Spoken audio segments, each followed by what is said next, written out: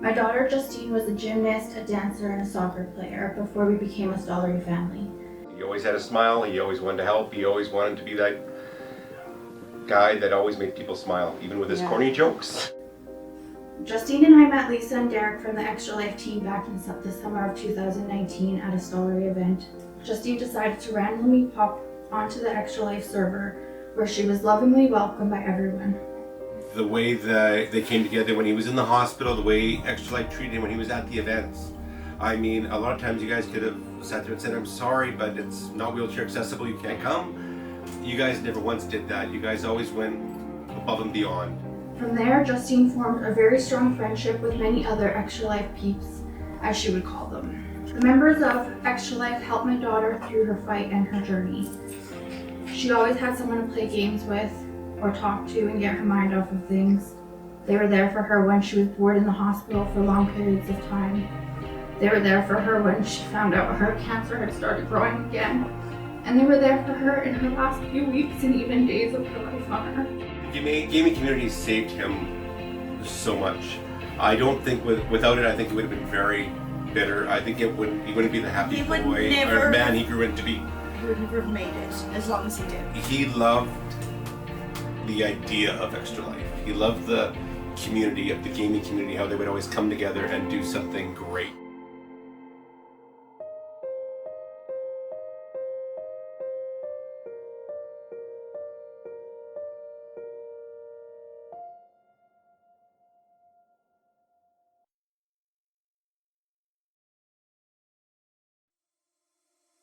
Hello, Extra Lifers. My name is John Carson. I'm the MLA for Edmonton West Henday. And hi, I'm Christina Graham, the MLA in Edmonton Millwoods. This event is so important to us, and we're so excited to join you for the opening ceremonies of Game Day 2022. As you may know, both of us are gamers, and we also have a place in our heart for the Stollery Children's Hospital and the Foundation. So we're so excited to join you this year. Absolutely. This has been 7 years of participating, and I want to say special shout out to John, who has participated for the 24 hours every year and has raised more than $10,000. Well, thank you, Christina. I really appreciate that. And I figured, since it is a game day today and we might as well have some fun while we are here with Extra Life, I thought we would do a quick lightning round. And so I have some questions for you. Okay. And, we'll see how it goes, okay? No wrong answers, I promise. All right, my first question, console or PC? PC.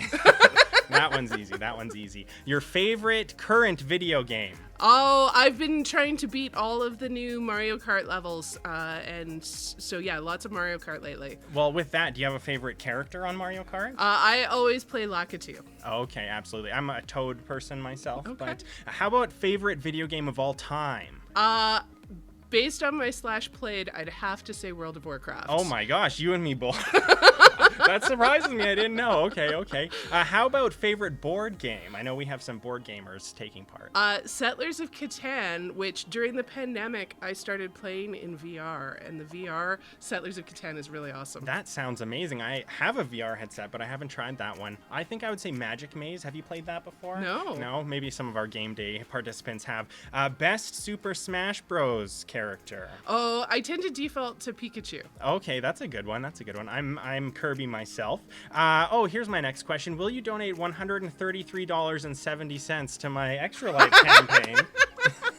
Put you on the spot. How can I say no? Amazing. Yes, I will donate. Thank you, Christina. And my final question, should I shave my head if I raise $1,000 for the Stollery Children's Hospital? Just say yes. Absolutely. There we go. Yes. You go. Well, there you have it. Thank you for playing, Christina. That was really fun, and I hope all of you have a great time in the next 24 hours. Thank you for fundraising. Thank you for participating. Thank you to all the sponsors, the organizers. An event like this doesn't just happen. It takes the love and commitment of so many people, and we all love and support the Stollery and the great work they do. So thank you, gamers, for showing up today. Happy Game Day 2022. Good luck. Good luck.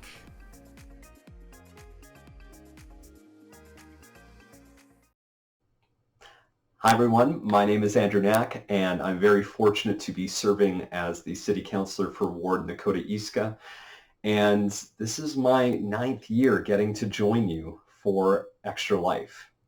And for those of you who have been doing this for a number of years, you know why we do this. You know the importance of this event. This isn't just a time for us to come together and support one another and enjoy the love that we experience in this gaming community. We know this is for a really important cause, raising money for the Stollery and all of the children who will use the services at the Stollery.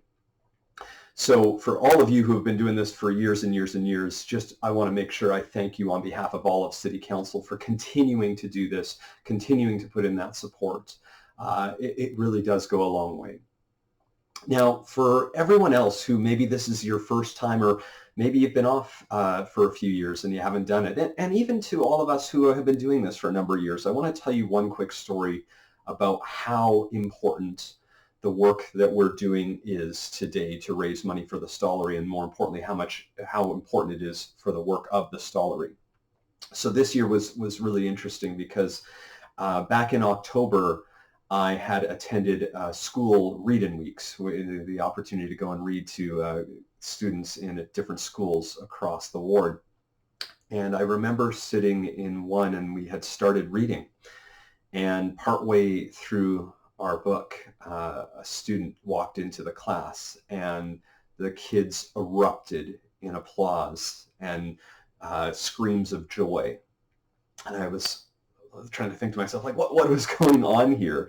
And so once they all settled down, I said, what's going on? Like, it's exciting. Why is everyone so excited? And then the student told me that he had been in the Stollery for quite some time, and it had been really serious. And through the great care and support that he got at the Stollery, he was able to make full recovery. And you saw the joy on his face.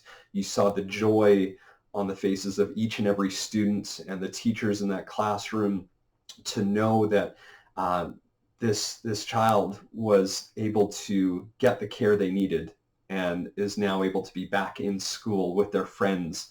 And how amazing that felt at that moment. And so I share that story for you because chances are you know somebody who has gone through something similar. You know somebody who has benefited from the services at the Stollery. And know that the work that we're doing today as part of Game Day, playing for 25 hours straight, raising money, it's going to ensure that there's so many more stories like that. So I just want to thank each and every one of you for being part of this. I want to thank the organizers who continue to volunteer so much time, not just for today at Game Day, but throughout the entire year to make sure that they're constantly raising money. I think we're now over $2 million raised just from Extra Life Edmonton alone. And Extra Life Edmonton is always one of the top in North America. And that's because our gaming community is so strong. They've got so many great partners who support this. They've got so many great people who participate. So many of us who have just this diehard passion for gaming. And so thank you for taking that passion and turning it into something so incredible. It's going to be a great weekend. I look forward to this every year, mainly because it's a good chance for me to catch up on all the games I haven't been able to play over the last little while. But regardless, have fun, keep raising money, keep pushing your friends, family, and strangers to donate, and let's make sure we can have so many more of those stories that I just shared with you from the children who are going to benefit at the Stollery. So thanks, everyone, and let's get playing some games. Hello, Extra Life. It's Aaron Flynn, CEO of Inflection Games here. And I want to say a big thank you again for putting all your effort and time into Extra Life this year. It means so much to me to support and to see all the wonderful work you do. I don't know if a lot of you know this. I say this a lot of times here, but my eldest son spent a fair bit of time in the hospital when he was born. He was quite premature. And so I'm forever grateful to the work that the Stollery and other children's hospitals do for kids like him and for so many others. And so anything that supports that, I'm happy to get behind it. It means everything. So thank you again so much. We're hard at work on Nightingale here. There'll be lots of folks from here taking time out to play though with you all, but we'll get back to working on Nightingale and making sure it's the best game it can be. So thank you again for all of your support in that. And so best of luck and looking forward to chatting soon. Bye-bye. Hey everybody, it's Mike from the Stollery. Hoping you're doing well. Looking forward to Extra Life 2022. I got a little rap for you today. Gonna lay it down. What day, what time, what life am I leading? The past 3 years, I feel I'm receding. No outdoor fun, no human connection, but sitting down with some COVID reflection. Despite the quiet, my heart's been racing. My extra life team has been outpacing for the kids who come for hospital care, where the mascot is dressed like a Dr. Bear. For the games I play, I can win or lose, but for Stollery kids, no, they just can't choose. So with all of my effort and all of my might, I raise some cash to help them to fight. Be it cancer or disease or a broken bone, you can find me on Twitch or text me on my phone. I'll ask my network to help today make it possible for the other kids to play. On a console computer, on a puzzle or game, kids matter the most. No, it's not for fame. Got my book time booked off with my loving wife, so my aim can be true in this year's Extra Life. Wood!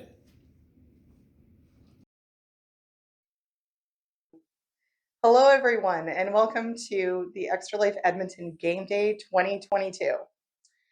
Before we proceed, Extra Life Edmonton and the Stollery Children's Hospital Foundation respectfully honor and acknowledge that the land on which we are hosting this event is the traditional lands of Treaty 6, traditional lands of First Nations and Métis people.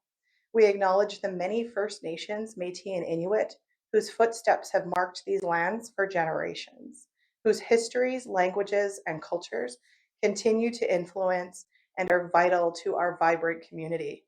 We are grateful for the traditional knowledge keepers and elders who are still with us today and those who have gone before us. We recognize the land as an act of reconciliation and gratitude to those whose territory we reside on or are visiting. I'm Lisa Hawthorne, and I am the president of the Extra Life Edmonton Guild. The Guild consists of 13 hardworking volunteers who have dedicated our spare time and energy to fighting for a cause we truly believe in, bettering the lives of sick kids at the Stollery Children's Hospital. We continue to utilize our free moments to plan events, engage the community at large, and encourage everyone to play games and heal kids. But the one thing this guild is so proud of is the Extra Life Edmonton team at large.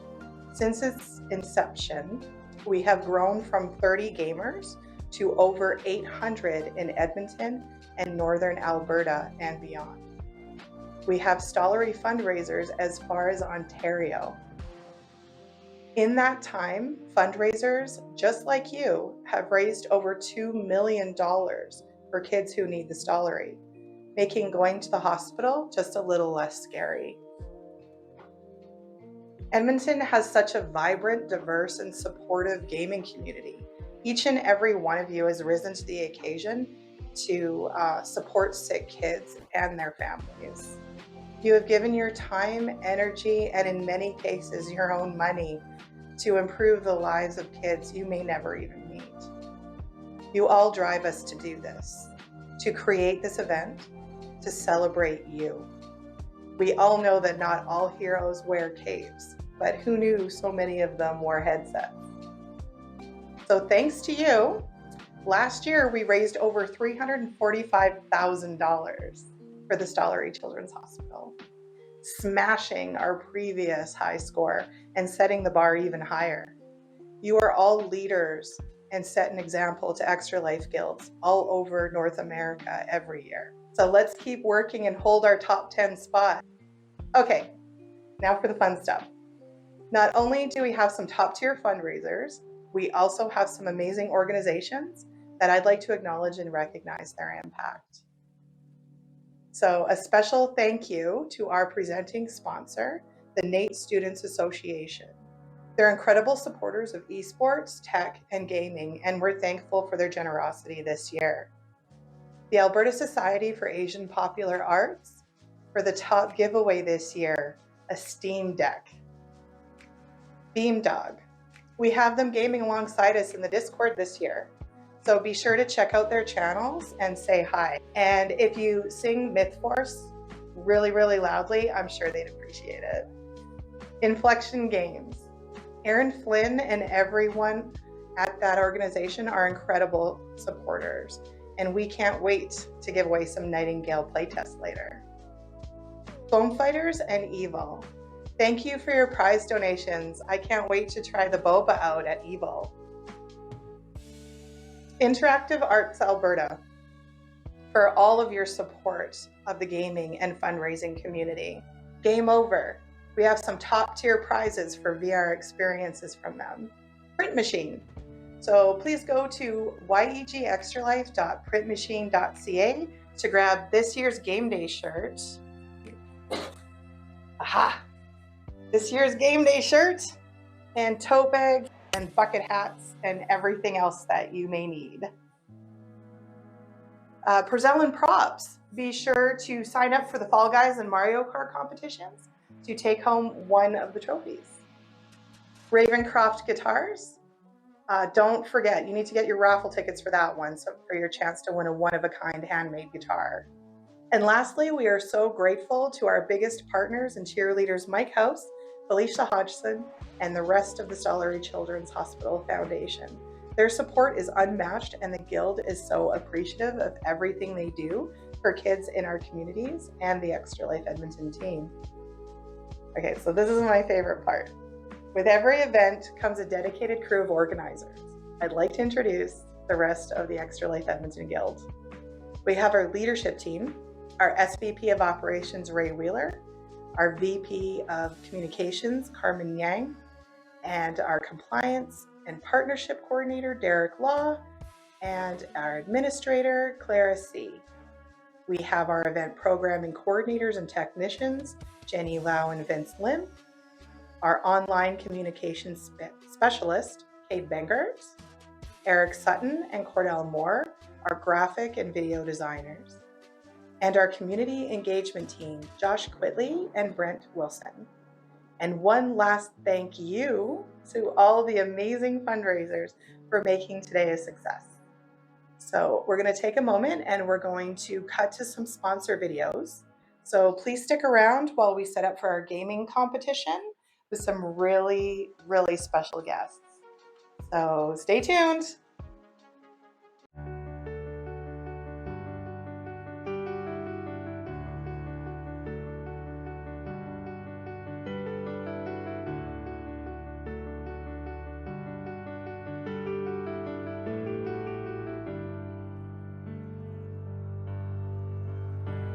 Hey, I'm Dylan, and I'm a Stollery kid. I like video games. If you like video games, sign up today to help kids like me.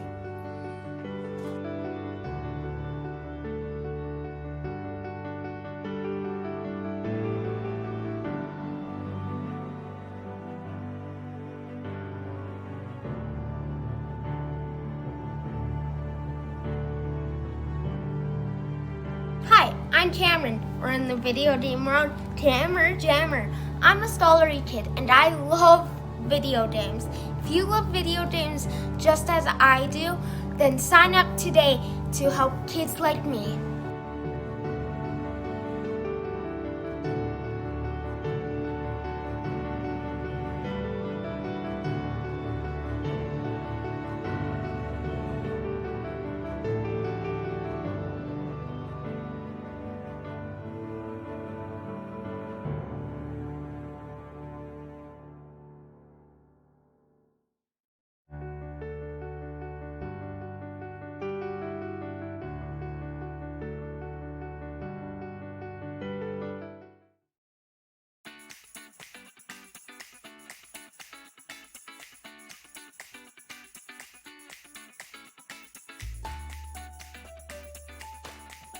Thank you for helping Stollery kids like me.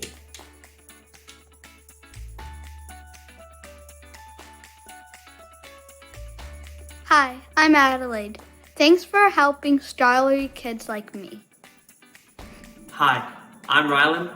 Thanks for helping Stollery kids like me. Thank you. Thank you. Thanks for supporting Stollery kids like me.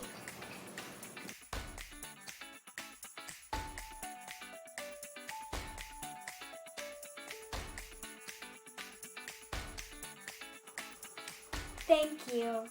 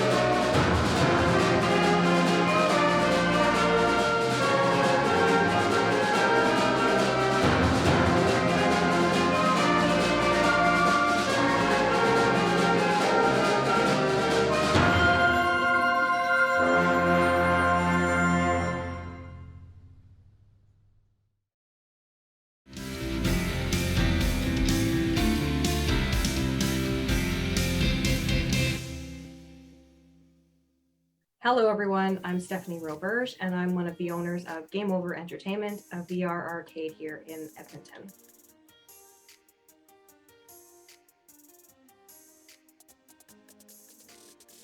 When we hear the words virtual reality, a lot of us automatically assume we're talking about gaming. Even people who aren't very technologically savvy still have a rough idea about what virtual reality is. Usually it starts with, oh, those glasses. And while it is used very heavily in gaming, there are a lot of other applications that a lot of people aren't aware of. We could go back as far as the 1800s with the panoramic photo viewer, or we could go to the 1950s, which brought us the Sensorama. But what I'd like to focus on is just the last 6 years of VR development, which in my opinion, we've seen the fastest adoption of the technology, and surprisingly, it's not just in the gaming world. While the original Oculus Rift did come into developers' hands and then later consumer, other industries have also seen the benefit of this technology. It's currently being used for marketing travel destinations. Even before the pandemic, when we were unable to fly to our favorite vacation getaways, VR tourism can take us to our favorite museums or put us up close and personal with famous works of art. We can walk around our hotel room before we ever step foot in the country, and we can use it to explore the area. Luxury items like cars used to have to be test driven in person. Now we can do it virtually. And not only that, you can even customize your car's color and features before it even gets manufactured. Even in the classroom, subjects like chemistry and biology, VR can play a huge role in animal dissection or even experiments that are considered too dangerous to do in a classroom setting. But one of the biggest adoptions has actually come in the medical field, which really isn't surprising considering VR has been proven to reduce your stress and anxiety. It's the perfect option for those with a fear of medical procedures or even needles. It also gives your surgeon the ability to practice the procedure before you go under the knife, or show you what's going to happen in your procedure to put your mind at ease. And let's be honest, practice makes perfect. It's also being used to pass the time in chemotherapy or dialysis. And it can also be used for people with limited mobility because you can access it outside of the headset. But really, all of this is just the tip of the iceberg. The technology is constantly improving, and so will the care that we get from these advances. I really think we're just at the beginning of our journey with VR and into its true potential. And I really can't wait to see how it develops. Hello, I'm Eric Roberge, and I am one of the owners of the VR arcade Game Over. I'm going to talk today about VR hardware and how quickly the technology is progressing.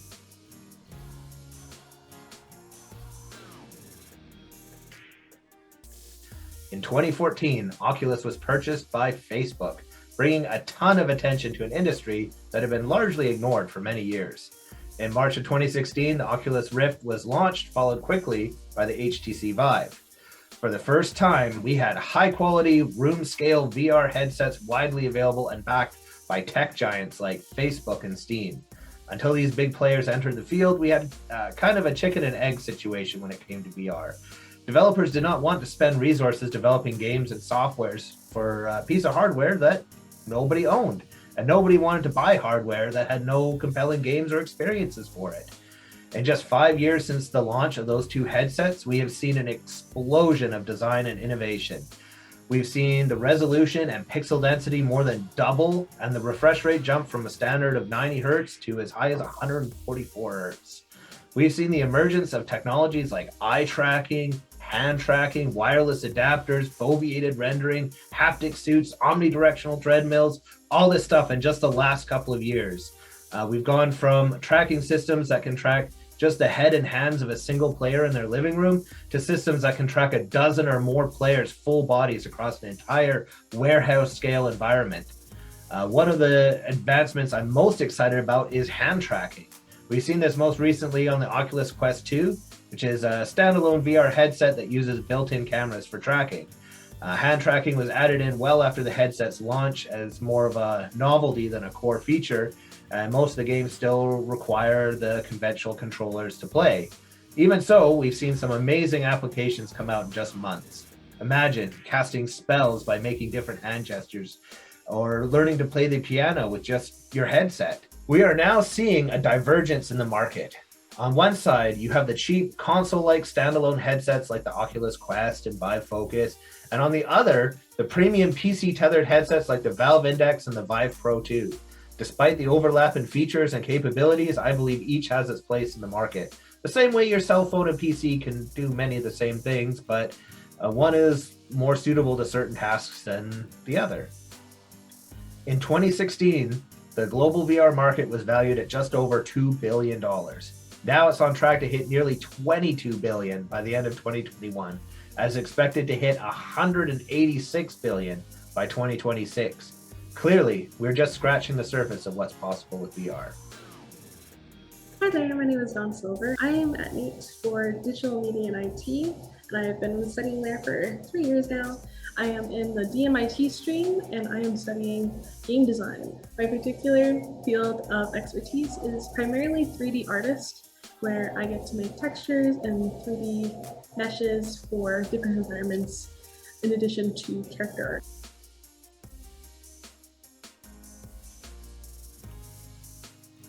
Coming up with a fresh concept in your mind, a little bit hard to do, but knowing who your target audience is and knowing where you want to go with the game is very essential in just starting. Some of the game development is a little bit different between what you would see on a flat screen game and a virtual reality game. So most things are similar, particularly things like frames, optimization, storytelling. But there are some few key differences. With optimization, you really need to make sure you have a good refresh rate in order to avoid individuals getting sick while they are playing VR, as a lower frame quality can lead to individuals getting more sick. Movement controls are really important to key into your game, simply because WASD doesn't quite transfer one-to-one.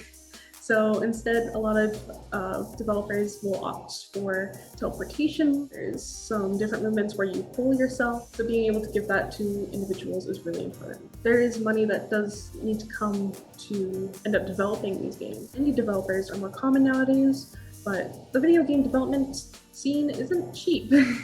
So the low end of simple games can start upwards of $5,000. Most mid-tier games falling between $20,000 and $100,000.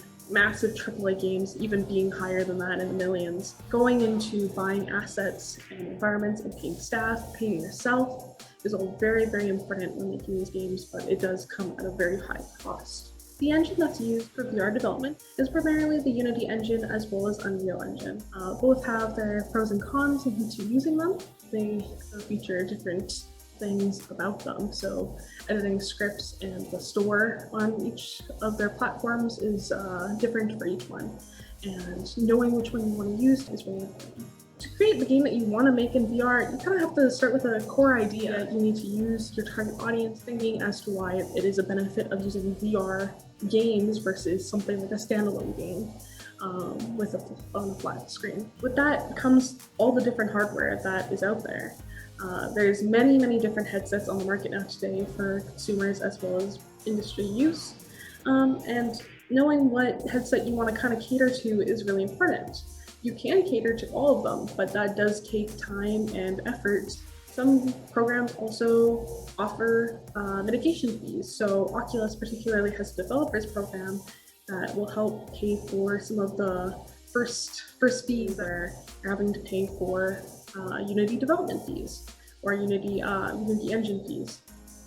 So that's really important to end up kind of looking around and seeing what headsets you want to have your game for. Being able to target every headset is beneficial for having the most amount of consumers available, but it makes development a little bit more tricky with having to play test on each and every headset. After you've figured out like your kind of concept and what you're going to go towards, it's time to start development. So when you're in active development, that is going to be where you spend most of your time. That comes from the 3D models that you have to make, all the programming, scenes and environments, as well as the audio and heads-up display. All those are things that make a game unique and is what makes your game particularly yours. So after everything, where can you learn if you're interested? Particularly in Alberta, Lethbridge College offers a virtual reality and augmented reality course that takes about a year, and they support VR development.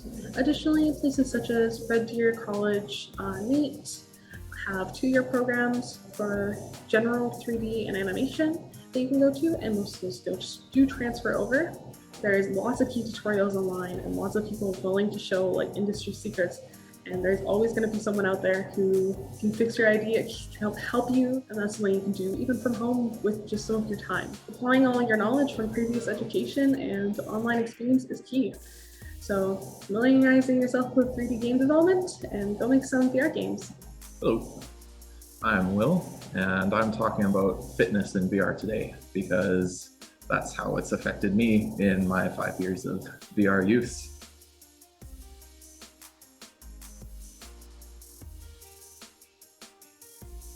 So VR has benefited me in many ways. When I first got my headset, I played a lot of shooter games, flight simulators, the same sort of games that I played on my computer. My favorite game when I started with VR was Beat Saber. It's a rhythm game that makes you swing your arms and slice blocks to the beat of songs. It also allowed me to connect with my friends. So I played a lot of board games and tabletop simulator, even with my friends from down in the States. We could go to a club on a Friday night during the pandemic, hear that thumping music and have fun with each other. One of my favorite games was Elite Dangerous, which allowed us to travel the Milky Way galaxy like all of our favorite heroes from Star Wars. But where VR really changed my life is in fitness. So I used to be over 100 pounds heavier than I am today. I looked very different. I was pretty unmotivated, didn't want to go to the gym or jog, anything like that. But VR was a great way to trick myself into physical activity. I started with Beat Saber. Once you get through the easy levels, it's a little more difficult. I found myself running out of breath by the time I got to the end of the song. I couldn't finish the songs because of my fitness, which meant I had to improve myself and my fitness to play the game I love. Since realizing the potential of VR to get me fit, I expanded my game library to work out the rest of my body as much as I could. Pistol Whip was a great addition. Got the legs moving, lots of squatting because you're dodging bullets coming at you. That's another rhythm game. You shoot people to the beat. Lots of fun. I love my music. Thrill of the Fight is another great one. That's a boxing game that favors realism. You have to punch fast if you want to actually hurt the guy. And it splits it up into rounds, 1 minute rounds. You're really pushing yourself for that 1 minute. You get a 30-second break, you go back in, great cardio. And then my personal favorite, Gorilla Tag. That's just tag, you're a gorilla, all you have is arms, no legs. So you're running around like this, chasing other people and playing tag. I love that one. I could play that for hours if my arms lasted that long. I'm thrilled to see what more comes out of VR, especially for fitness and exercise. I love getting a sweat going while playing video games.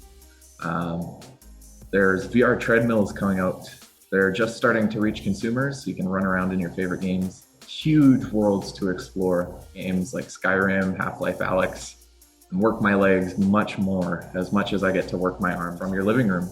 There's actually a website that lists a bunch of VR games as well as some data for physical activity in those VR games. So you get the METs, calories burned per minute, a brief description of the type of activity you're going to be finding yourself doing in that game.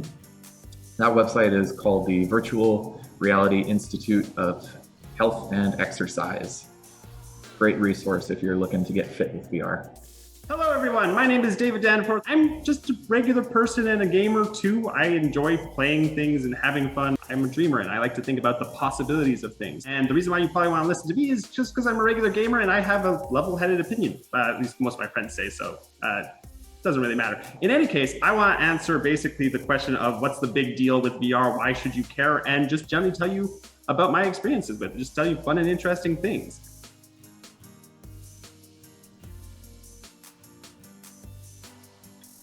I've never really seen any other thing like VR, and I played a lot of video games, board games, like physical, like other games as well, and there's nothing else quite like it. I've never experienced a game where I get to physically react with my own body to a bullet flying at my face in slow motion and move my body in a natural way, as if it were just common, like that was something that could happen.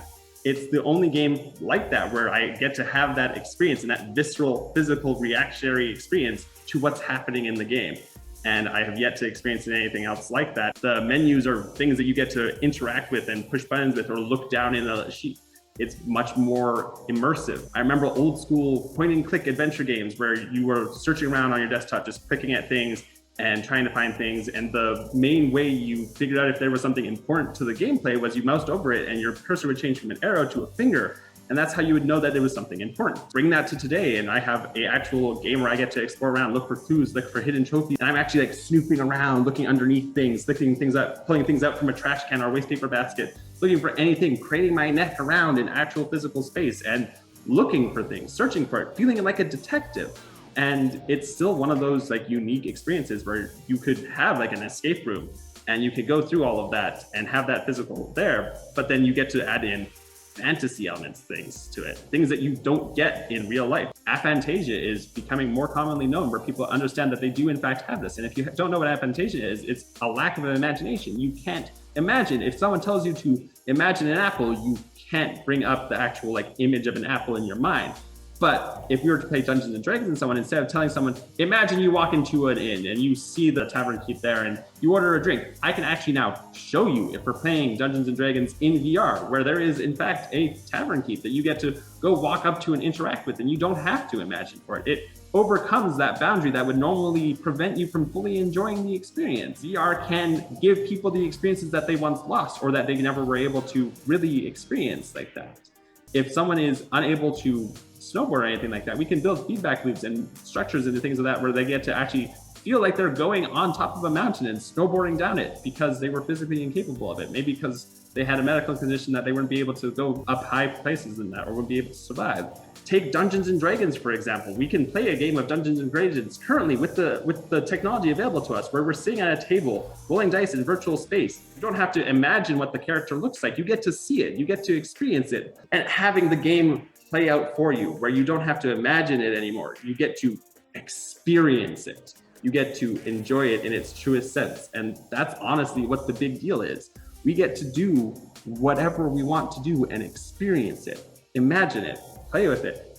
There's so much more to it than just another way of experiencing a game where you get to, instead of be looking at a screen, you get to look around in 360. No, you get to walk around that world. You get to explore that world. You get to feel that world. And soon, feeling that world will be more visceral, more reactionary, where you'll actually be able to do that. Like, the experience doesn't have to end where your imagination does now. We can literally make and play anything and get to experience it. And that's only the beginning. There's so much more for possibilities of VR, where Neuralink or things of science fiction get to become reality. Now it's so much more. You get to have fun, play, and experience all of these things. And I think that's what's really interesting and exciting about VR, is that it can be whatever we want it to be. It is our own experiences, and we create those and tailor those however we choose to. And I can't wait to see where it goes next. It's wonderful.